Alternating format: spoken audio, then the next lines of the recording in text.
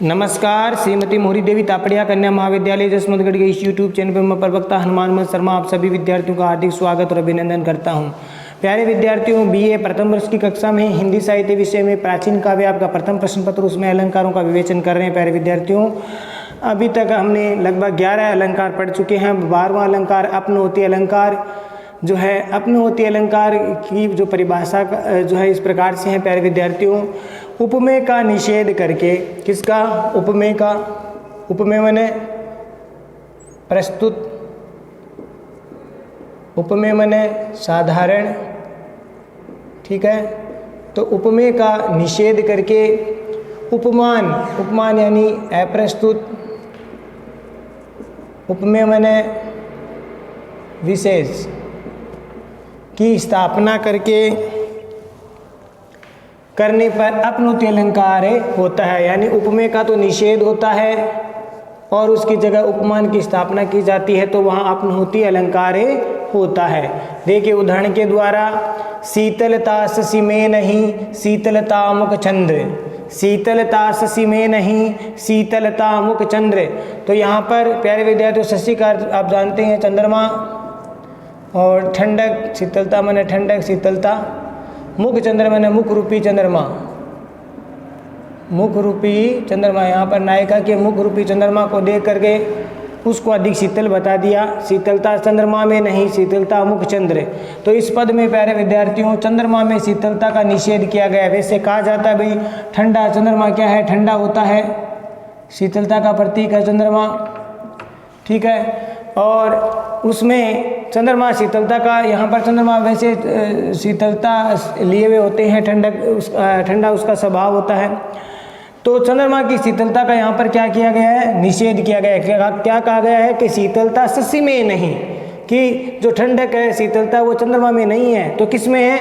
शीतलता मुख चंद्र, मुख रूपी चंद्रमा में है। तो यहाँ उपमेय जो है मुख चंद्रमा, और उपमान जो है ये चंद्रमा, ये उपमान हो गया। तो यहाँ पर उपमान का निषेध किया गया है और उपमेय की स्थापना करने पर ये जो अलंकार होगा प्यारे विद्यार्थियों अपनोति अलंकार होगा। तो यहाँ पर प्रस्तुत पद में चंद्रमा में शीतलता का निषेध करके मुख चंद्र में उसकी स्थापना की गई है। तो प्यारे विद्यार्थियों, आशा करता हूँ समझ में आ गया होगा। और वैसे इसके सारे भेदों की परिभाषा इत्यादि मैं नहीं बताऊँगा, ये अधिक हो जाएगा। तो आप ये परिभाषा और एक एक उदाहरण उसके भेदों के नाम आपको पता होना चाहिए। अपनोति अलंकार के 5 भेद माने जाते हैं। शुद्धापनोति, हेतवापनोति, प्रियस्तापनोति, प्रियस्ताप अपनोति, छेकापनोति और केतवा अपनोति, ठीक है। तो इस प्रकार से सभी के एक एक परिभाषा उदाहरण होते हैं, लेकिन मैं इतना ज़्यादा विस्तार से नहीं बताऊंगा क्योंकि जो परीक्षा में आप को यही चीज़ लिख देनी है, ठीक है। तो विस्तृत भेदों की परिभाषा इत्यादि नहीं लिखनी है। और वैसे भी ये अलंकार इतना ज़्यादा महत्वपूर्ण नहीं है, ये इसकी परिभाषा और उदाहरण जरूर आप ये पढ़ देना, ठीक है प्यारे विद्यार्थियों। अब है प्यारे विद्यार्थियों समासोक्ति अलंकार। समासोक्ति अलंकार क्या है? समास और उक्ति, समास और उक्ति, समासोक्ति, ठीक है। समास संक्षिप्त कथन, समास में क्या होता है? संक्षिप्त कथन होता है। जो आप समास पढ़ते हो तो उसमें द्वंद्व समास या आपके जो समास के जो भेद है, द्वंद्व, द्विगु, जो बहुब्री, तत्पुरुष, अवयवभाव, तो इस प्रकार के जो भेद है समास के, तो समास में का अर्थ क्या होता है? संक्षिप्त कथन। तो जहाँ पर ऐसे संक्षिप्त उक्ति के द्वारा, संक्षिप्त बात के द्वारा, संक्षिप्त कथन के द्वारा अप्रस्तुत, प्रस्तुत माने उपमेय, प्रस्तुत माने साधारण, ठीक है। प्रस्तुत माने साधारण, प्रस्तुत माने उपमेय। तो प्रस्तुत और अप्रस्तुत उपमान के अर्थ का बोध होता हो, ठीक है। प्रस्तुत और अप्रस्तुत का अर्थ बोध होता है किसके द्वारा? संक्षिप्त उक्ति के द्वारा। अर्थात कुछ ऐसे विशेषणों का प्रयोग किया जाता है। किसका प्रयोग किया जाता है? कुछ ऐसे विशेषणों का प्रयोग किया जाता है जिनसे प्रस्तुत और अप्रस्तुत, प्रस्तुत और अप्रस्तुत समझ में आ गया? प्रस्तुत उपमेय और अप्रस्तुत उपमान। तो प्रस्तुत और अप्रस्तुत अर्थ का बोध एक साथ हो जाए। देखिए कुछ ऐसे विशेषणों का प्रयोग किया जाए जिनसे प्रस्तुत और अप्रस्तुत अर्थ का बोध एक साथ हो जाता है तो वहाँ समासोक्ति अलंकार होता है। समासोक्ति यानी मिला हुआ, समास किया हुआ, संक्षिप्त किया हुआ जो अर्थ है, प्रस्तुत और अप्रस्तुत अर्थ का बोध एक साथ हो जाता है तो वहाँ पर समासोक्ति अलंकार होता है।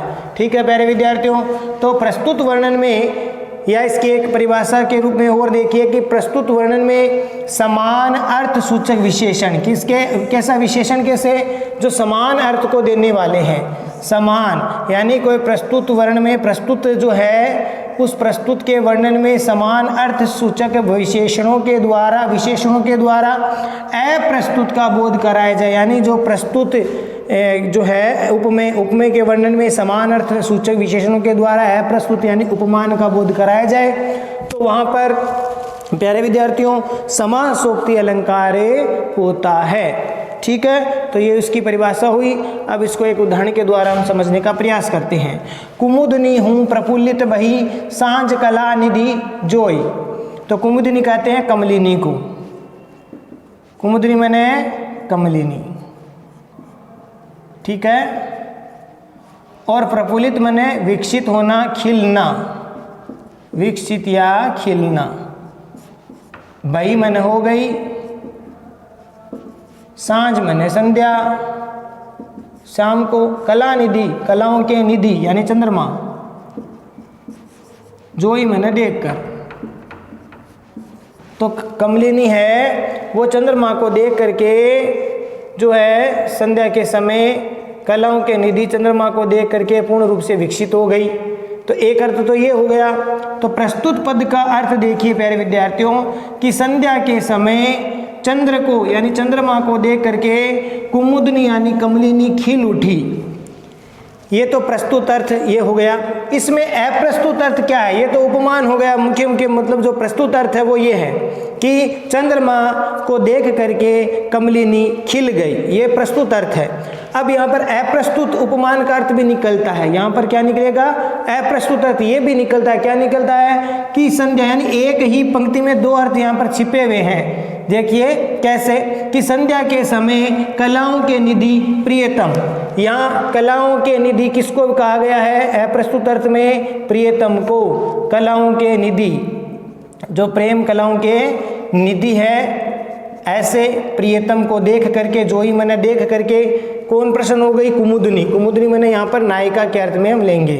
तो नायिका है वो अपने कलाओं के निधि स्वामी प्रियतम को देख करके संध्या के समय अपने प्रियतम को देख करके प्रफुल्लित हो गई, विकसित हो गई, प्रसन्न हो गई। ठीक है, तो इस प्रकार से एक अप्रस्तुत अर्थ ये भी निकलेगा। तो इस प्रकार से एक जो प्रस्तुत अर्थ में अप्रस्तुत अर्थ भी छिपा हुआ हो तो वहाँ समासोक्ति अलंकार है। संध्या के समय कलाओं के निधि प्रियतम को देखकर नायिका प्रसन्न हुई, ये अर्थ क्या है? इसमें छिपा हुआ है। छिपा हुआ का मतलब यहाँ पर प्रस्तुत अर्थ तो जो सीधा सीधा वास्तविक जो अर्थ निकल रहा है उसमें अप्रस्तुत अर्थ भी ये इसमें नायिका के रूप में विकसित जो है निकला है।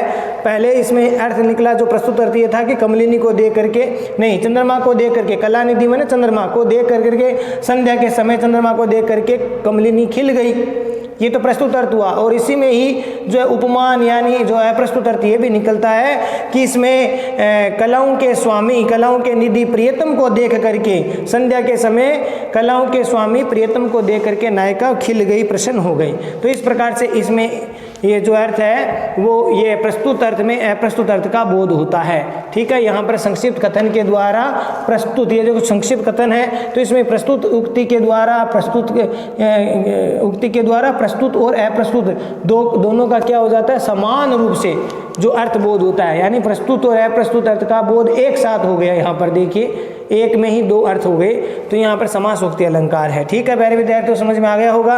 अगला देखिए, सहृदय जन के जो कंठ का हार होता है, मुदित मधुकरी का जीवनाधार होता है, वह कुसुम रंगीला धूल में जा पड़ा है, नियति नियम तेरा भी बड़ा ही कड़ा है, नियति नियम तेरा भी बड़ा ही कड़ा है।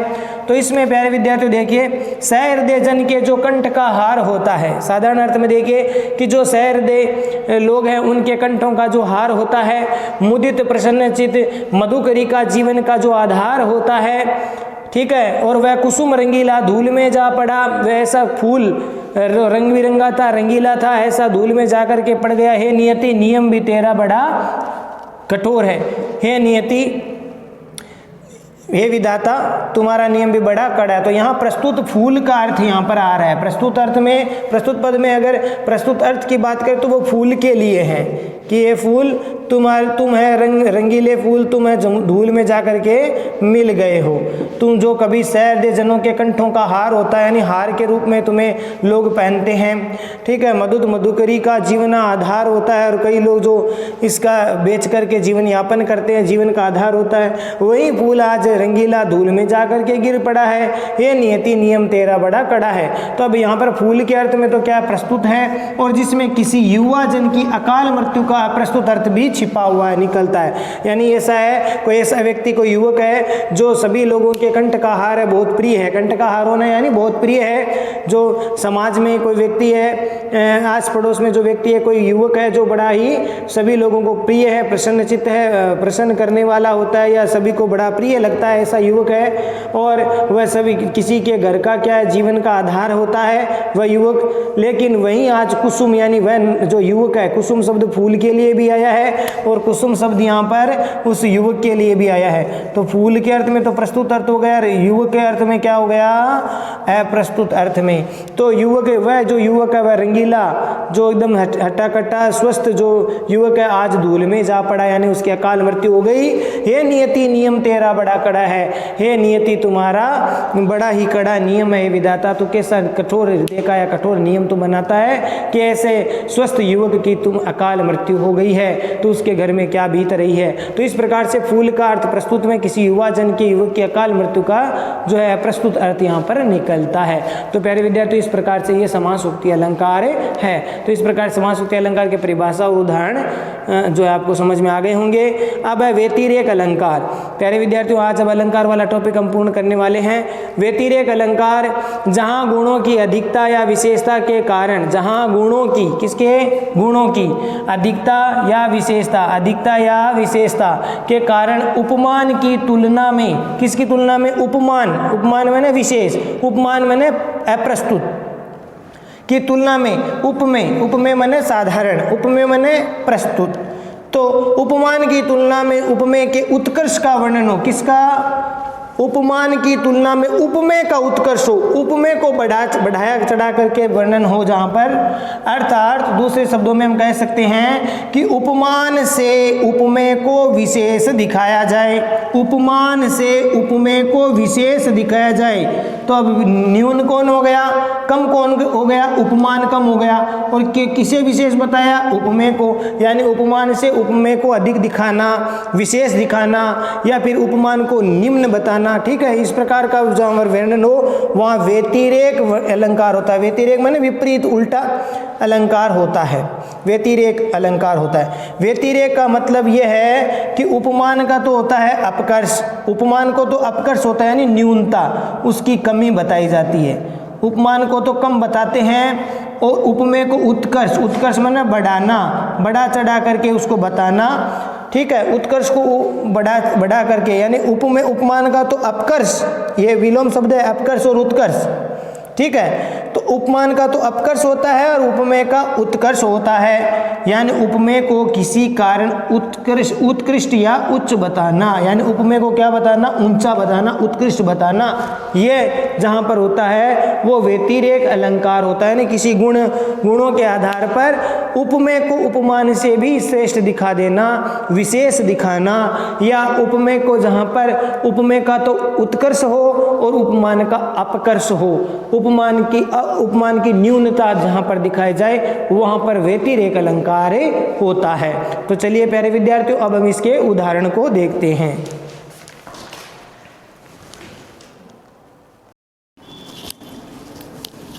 तो प्यारे विद्यार्थियों, अब इसके व्यतिरेक अलंकार के उदाहरण देखते हैं। अब एक उदाहरण, पहला उदाहरण देखते हैं। मुख मयंक सो है सखी, मधुर वचन सविशेष। तो नायिका के मुख की तुलना यहाँ पर की गई है कि मुख चंद्रमा के समान है, मयंक मने चंद्रमा, मुख चंद्रमा सो मने समान है या चंद्रमा के जैसा है, हे सखी, पर मधुर वचन सविशेष, लेकिन उसमें मीठे वचन भी है। मीठे वचन सविशेष यानी विशेष रूप से उसमें मीठे वचन भी है।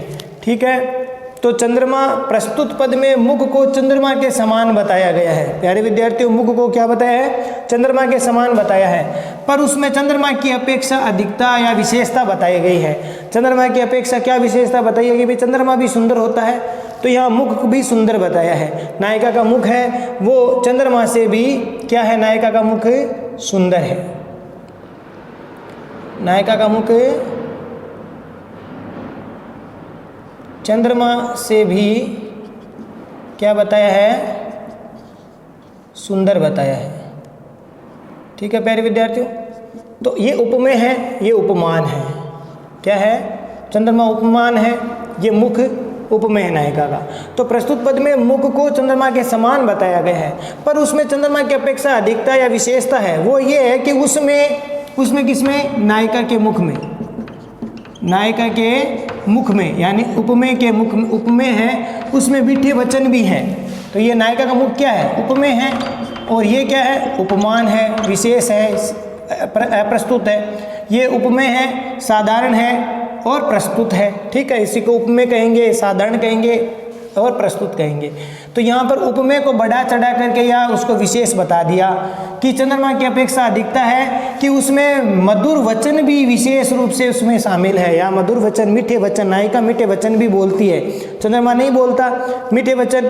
तो यहाँ पर मतलब उसको बताया गया कि नायिका के भीतर है, नायिका है वो मीठे वचन भी बोलती है। तो इस प्रकार से यहाँ पर उपमेय को उपमान से जो है वो बढ़ाया है, उत्कर्ष बताया है। उपमेय का उत्कर्ष दिखाया गया है और उपमान का जो है उत्कर्ष दिखाया गया है। तो इसलिए यहाँ पर ऐसी बात हो जहाँ पर तो व्यतिरेक अलंकार होता है। तो आशा करता हूँ समझ में आ गया होगा।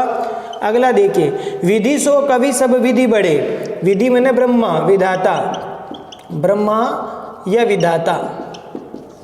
ब्रह्मा से कवि बड़ा है। यहाँ पर कवि कह रहा है कवि, कवि मैंने उपमेय। कवि क्या है? उपमेय, और ब्रह्मा क्या है? उपमान। ठीक है, समझ में आ गया। ब्रह्मा से भी बड़े कवि हैं सब विधि, यानी विधि सो कवि सब विधि बड़े। कैसे? यहाँ में संशय नहीं, यहाँ में किसी प्रकार का भ्रम नहीं है, संशय नहीं है। यहाँ में संशय नहीं यानी किसी भी प्रकार का कोई भ्रम नहीं है कि कवि है वो ब्रह्मा से बड़े हैं। कैसे हैं? कि षट्रस विधि की सृष्टि में, यानी 6 रस होते हैं। 6 रस किसी की, ब्रह्मा की इस सृष्टि में, ब्रह्मा के इस संसार में 6 रस होते हैं। खाने में 6 रस होते हैं। ठीक है, षट्रस, ठीक है ना, खट्टा मीठा तीखा तिक्त जो भी है, चरपरा, इस प्रकार से 6 रस होते हैं। तो विधाता की या ब्रह्मा की सृष्टि में तो 6 ही रस होते हैं, लेकिन कवि के जो संसार है, कवि की सृष्टि में 9 रस माने 9 रस होते हैं। कविता माई माने कविता में। ठीक है, तो कविता में 9 रस होते हैं और विधाता की सृष्टि में केवल 6 ही रस होते हैं। इसीलिए कवि है वो अधिक बड़े बताए हैं। तो यहाँ पर इस प्रकार से उपमेय को उपमान विधाता से भी बड़ा बता दिया, यानी उत्कर्ष बता दिया गया है। तो यहाँ पर व्यतिरेक अलंकार है। प्रस्तुत पद में ब्रह्मा की सृष्टि में 6 रस यानी 6 रस बताए हैं, जबकि कवि की सृष्टि में क्या है? 9 रस। हिंदी साहित्य में, अपने हिंदी में क्या है? कविता में कितने रस होते हैं? 9 रस होते हैं। ठीक है ना, श्रृंगार, हास्य, इस प्रकार से 9 रस होते हैं। तो 9 रस बता करके उपमेय को उत्कृष्ट बताया गया, उच्च बताया गया। उपमान यानी ब्रह्मा का जो है अपकर्ष बताया गया। ब्रह्मा की सृष्टि में तो केवल 6 ही रस होते हैं, जबकि कवि की सृष्टि में 9 रस होते हैं। तो इस प्रकार से उपमेय को जो है विशेष बताया दिया गया, उपमेय को उत्कृष्ट बताया गया है, उपमेय का जो है उत्कर्ष बताया गया है, जबकि उपमान का अपकर्ष न्यूनता बताई गई है। तो प्यारे विद्यार्थी, इस प्रकार से उपमान की जहाँ न्यूनता अपकर्ष दिखाया जाए, उपमेय को जो है उत्कर्ष बताया जाए, तो वहाँ पर व्यतिरेक अलंकार होता है। तो इस प्रकार से ये उदाहरण समझ में आ गया। एक उदाहरण अंत में और देख लीजिए। साधु उच्च है शैल सम किंतु प्रकृति सुकुमार। साधु है, साधु या सज्जन लोग उच्च है, बड़े उच्च कोटि के होते हैं। शैल सम ऊंचे हैं। कितने ऊंचे हैं? शैल सम पर्वत के समान। साधु भी, चरित्र भी पर्वत के समान ऊंचा होता है। और किंतु प्रकृति सुकुमार, लेकिन उनकी प्रकृति सुकोमल होती है। किसकी प्रकृति? साधुओं की प्रकृति सुकोमल होती है, जबकि पर्वत की प्रकृति क्या होती है? पर्वत की प्रकृति क्या है? कठोर होती है। और साधुओं की प्रकृति क्या होती है? साधु की प्रकृति कोमल होती है। बस इसलिए यहाँ पर उपमेय क्या है? उपमेय साधु, उपमेय क्या है? साधु, और उपमान क्या है? पर्वत। तो यहाँ पर उपमान पर्वत को उपमान पर्वत से ज़्यादा बढ़ा चढ़ा करके या उत्कृष्ट किसका बताया गया है? साधु को। देखिए कैसे, तो इसमें साधु उपमेय है और सेल यानी पर्वत उपमान है, किंतु उसकी साधु, उनकी जो साधु की जो प्रकृति है वो कोमल है। साधु की क्या है? प्रकृति कोमल है, स्वभाव से कोमल संत है, वो सज्जन प्रकृति के होते हैं, कोमल प्रकृति के होते हैं, जबकि पर्वत की जो स्वभाव है कैसा होता है? कठोर होता है। तो यहाँ पर साधु जो उपमेय में प्रकृति से सुकुमार होने की विशेषता बताई गई है, तो बढ़ा चढ़ा करके उपमेय को बताया गया है, नहीं, उपमेय को, उपमेय का उत्कर्ष बताया गया है, उपमेय का उच्चता उत्कृष्टता बताई गई है, और उपमान की अपकर्षता, उपमान की न्यूनता कमी यहाँ पर दिखाई गई है। तो इसलिए यहाँ पर उल्टा हो गया, तो व्यतिरेक अलंकार इसको माना जाएगा। तो प्यारे विद्यार्थियों, आशा करता हूँ ये अलंकार वाले जितने भी मैंने टॉपिक बताए हैं, अलंकार से संबंधित जितने भी अलंकार हैं, वो प्यारे विद्यार्थियों आपके कोर्स में जितने पाठ्यक्रम में हैं निर्धारित, उसको मैंने करवा दिया है। अब इनको आपको ठीक से नोट्स बना करके इनको आप याद करेंगे। ठीक है प्यारे विद्यार्थियों, और इनको ठीक से नोट्स बना कर रखेंगे तो आगे तक आपके काम आने वाले हैं। ठीक है ना, ये नहीं कि केवल ये BA प्रथम वर्ष तक ही सीमित है, ये आपके आगे तक हिंदी साहित्य में आगे तक काम आते रहेंगे। और ये मूल आधार है किसके? किसी कविता के, किसी छंद के, कविता के जो हम पढ़ते हैं तो उसमें मूल आधार माने जाते हैं। अलंकार, छंद, गुण, रीति, ये सब हमें आने चाहिए। तो प्यारे विद्यार्थियों, अब हमें अगले जो वीडियो से जो अब हम की पुस्तक है वो पढ़ेंगे आपकी प्राचीन काव्य की, जिसमें व्याख्याओं को हम लेंगे। ठीक है, तो उस पुस्तक को आपको सामने रखना है अपने, और जैसे जैसे व्याख्या, अब क्योंकि सारी व्याख्याओं को यहाँ पर लिख करके पदों को और जो है पढ़ाया नहीं जाएगा, केवल मैं इन व्याख्याओं पदों को लिख दूंगा और उनकी व्याख्या है वो मौखिक रूप से आपको बताऊंगा। ठीक है, तो भी समय अब कम रह गया है, इसीलिए शीघ्रता हमें करनी पड़ेगी। तो आप घर पर प्यारे विद्यार्थियों किताब को, जो आपकी प्राचीन काव्य की किताब है उसको साथ में रखेंगे, और एक कॉपी जो है साथ में रखेंगे, तो उसके नोट्स है वो बनाएंगे। ठीक है, तो उसका अर्थ समझते हुए पेंसिल लेकर के किताब में ही शब्दार्थ इत्यादि है उनको नोट करेंगे, तो आपको समझ में आ जाएगा, और प्रसंग और विशेष को आप सुन लेंगे। ठीक है प्यारे विद्यार्थी, तो आशा करता हूँ ये सब समझ में आ गया होगा, ये अलंकार वाला टॉपिक। फिर भी कोई कमी हो या नहीं समझ में आया हो तो आप व्हाट्सएप ग्रुप में आप उसको पूछ लेंगे। ठीक है प्यारे विद्यार्थियों, तो आज के लिए बस इतना ही। अगले वीडियो में फिर हाजिर होंगे और किसी नए टॉपिक के साथ। तब तक के लिए चैनल को लाइक, शेयर और सब्सक्राइब करना ना भूलें। जय भारत, जय हिंदी। धन्यवाद विद्यार्थियों।